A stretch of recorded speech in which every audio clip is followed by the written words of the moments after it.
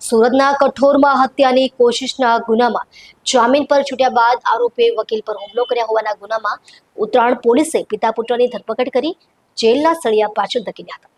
ખોલવડના અરવિંદ સોલંકી પર પ્રકાશ મૈસુરિયા દ્વારા ફાયરિંગ કરવામાં આવ્યું હતું. 2020માં થયેલા ફાયરિંગમાં અરવિંદભાઈએ કામરેજ પોલીસ સ્ટેશનમાં હત્યાની કોશિશ અને એટ્રોસિટી મુજબ ગુનો નોંધાવ્યો હતો, જેમાં પોલીસે પ્રકાશ મૈસુરિયાની ધરપકડ કરી હતી.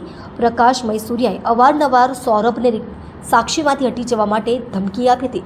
પ્રકાશ મૈસુરિયા અને તેમના પુત્ર આયુષ મૈસુરિયા સાથે મળી એડવોકેટ સૌરભ પર ધારિયા વડે હુમલો કર્યો હતો.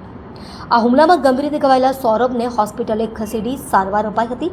સમગ્ર મામલે ઉત્તરાયણ પોલીસ મથકમાં ફરિયાદ નોંધાતા પોલીસે પિતા પુત્રની ધરપકડ કરી જેલના સળિયા પાછળ ધકેલ્યા હતા. ઉત્તરાયણ પોલીસ સ્ટેશનના કઠોર ગામે તારીખ 26/4/2025ના રોજ સાંજના 7:30 વાગે કઠોર ગામે એક મારામારીનો બનાવ બનેલો, જેમાં ખુશાલ રણછોડભાઈ સોલંકી જે વકીલાતનો વ્યવસાય કરે છે એમણે ફરિયાદ લખાવેલી.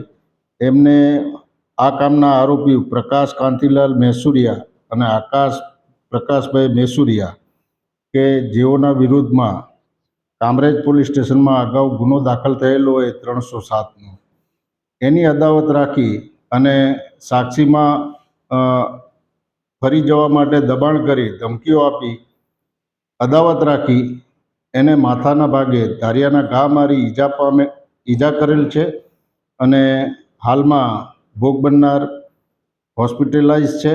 આ કામના આરોપીઓને ધોરણસર અટક કરવામાં આવેલ છે. હાલમાં રિમાન્ડ ઉપર છે.